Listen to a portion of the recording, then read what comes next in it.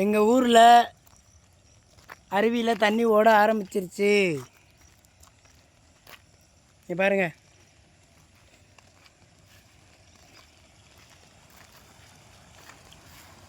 லைட்டாக தான் ஓடுது, கொஞ்சோன்னு ஓடுது தண்ணி. இதை வந்து என்ன செய்வாங்கன்னா, எல்லா தண்ணியும் அப்படியே விட்டுற மாட்டாங்க. ஒரு 2 நாள் கழித்து தண்ணி அப்படிலாம் சேவ் பண்ணி வைப்பாங்க. எதுக்காக அப்படின்னா, 2 மாதம் இருக்குது விவசாயத்துக்கு. பின்னாடி மழை இல்லாமல் போச்சு அப்படின்னா மழையை திறந்து விட்டு இந்த தண்ணியை யூஸ் பண்ணிக்கிறதுக்காக வச்சுக்கிடுவாங்க.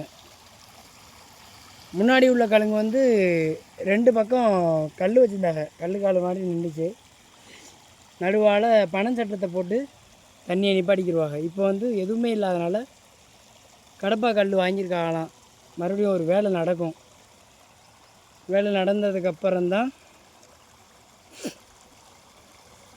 அதை வந்து பண்ணுவாங்க. அந்த வீடியோவை நான் பின்னாடி அப்லோட் பண்ணுறேன். நீங்கள் பாருங்கள், எவ்வளோ அருமையாகுது. இப்படி ஓடையில் அந்த தண்ணியில் மீனெல்லாம் ஏறும்.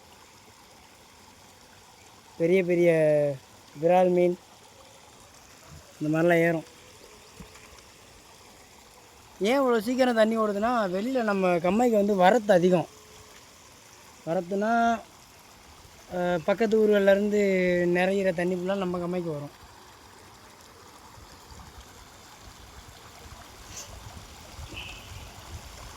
பாருங்க, எவ்வளோ அழகாக இருக்குது பாருங்க.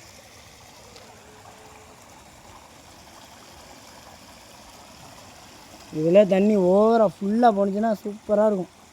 இதுதான் எங்கள் ஊர் அருவி. நிறைய பேர் வெளியிலேருந்து வந்து குளிப்பாக. இதில் வெளியூர்லேருந்து வந்து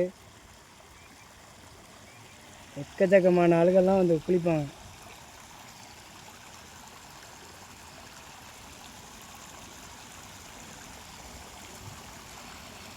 நான் அந்த இடத்துலலாம் பத்தக்கட்டை போடுவாங்க. பத்தக்கட்டை போட்டு மீன் பிடிக்கிறது அதெல்லாம் வந்து இன்னும் போடலை. அது போட்டதுக்கப்புறம் அது தனியாக ஒரு வீடியோனா எடுத்து போடுவோம்.